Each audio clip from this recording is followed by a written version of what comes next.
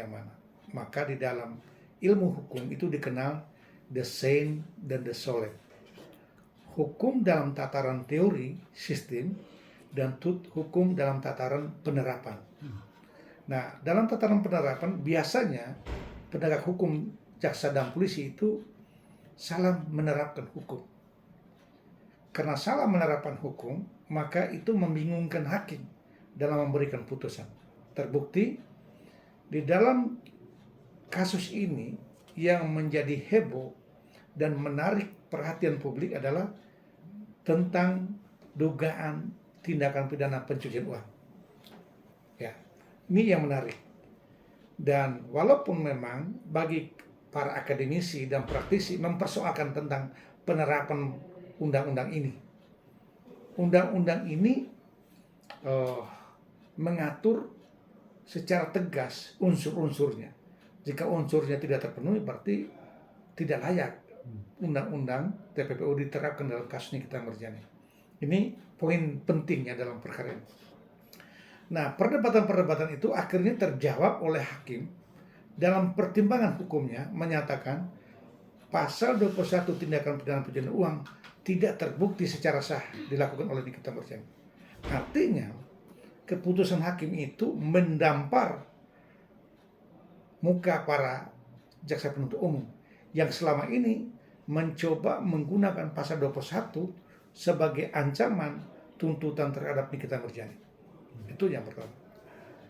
Poin yang kedua, dalam pasal 21 jaksa juga tidak mengklasifikasikan apakah Nikita Mirzani adalah pelaku tindak pidana aktif atau pasif. Dan kalau kita lihat dari fakta persidangan yang diungkap secara historis, ya, secara jelas disampaikan kepada ruang persidangan, justru Nikita Mirzani bukan pelaku aktif dalam tindak pidana. Tidak pernah berhubungan dengan korban yang bernama Reja Gladys.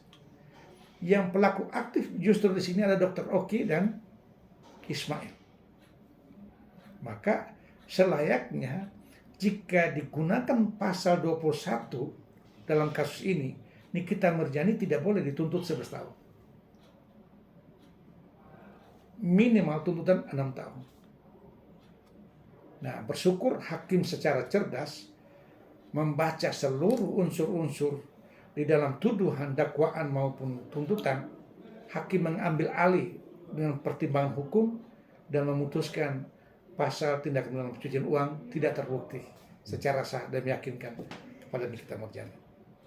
Nah, kembali sekarang pasal 369 yang dianulir, lalu 27 yang menjadi pertimbangan hukum terbuktinya Nikita Mirzani melakukan satu kejahatan pidana.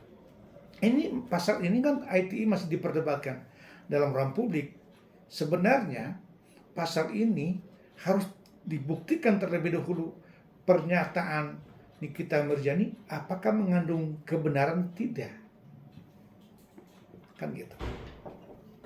Kalau memang mengandung kebenaran, artinya dia tidak harus diminta pertanggungjawaban atas nama kebebasan berpendapat, atas nama punya hak untuk menyampaikan satu kejahatan yang dilakukan oleh orang lain terhadap ruang publik. Sebenarnya sah-sah saja.